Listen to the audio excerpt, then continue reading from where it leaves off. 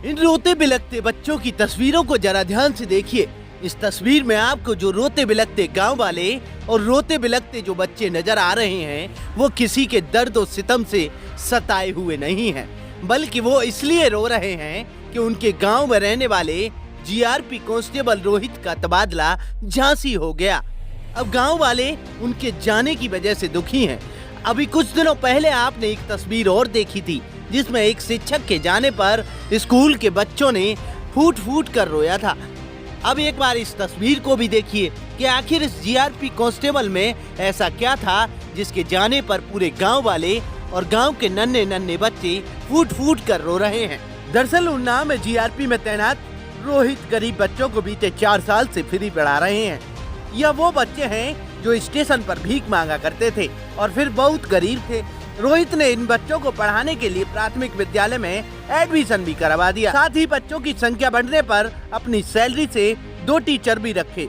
अब जब सिपाही रोहित का ट्रांसफर हो गया तो बच्चे फूट फूट कर रो पड़े। सिपाही रोहित का तबादला झांसी हो गया। 2018 में जून महीने में 2005 बैच के सिपाही रोहित का ट्रांसफर झांसी सिविल पुलिस के लखनऊ जीआरपी में हो गया था।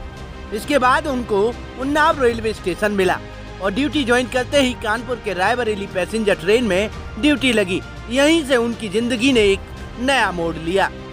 4 साल पहले ड्यूटी के दौरान सिपाही रोहित बताते हैं, मैं जब एक बार ट्रेन से रायबरेली जा रहा था, उन्नाव के बाद कोरारी सबसे पहला हल्ट स्टेशन पड़ता है। मैंने देखा कि कुछ गरीब बच्चे ट्रेन में भीख मांग रहे थे और कुछ छोटा मोटा सामान बेच रहे हैं। मैंने उनमें से एक को बुलाकर उनकी पढ़ाई के बारे में पूछा तो उन्होंने बताया कि वो पढ़ने नहीं जाते। घर के हालात ऐसे हैं कि बच्चे छोटी उम्र में घर चलाने में सहयोग करते हैं। 1 मिनट रुकने के बाद ट्रेन चल दी और इसके बाद मेरे मन में बेचैनी होने लगी और शाम को अपनी ड्यूटी खत्म कर मैं कोरारी गांव पहुंचा और वहां उन बच्चों के साथ उनके परिवार वालों के पास पहुंचा। हालांकि बच्चों के माँ बाप शुरुआत में मेरी बात सुनने से इनकार करते रहे। आखिरकार 1-2 बार जाकर किसी तरह माँ बाप को समझा बुझाकर 5 बच्चों को पढ़ने के लिए तैयार कर लिया। बच्चों को पढ़ाना था, इसलिए मैं अपनी ड्यूटी रात में लगवा ली। 1-2 दिन बाद फिर मैं कॉपी किताब और पेंसिल वगैरह लेकर कोरारी रेलवे स्टेशन पहुंचा।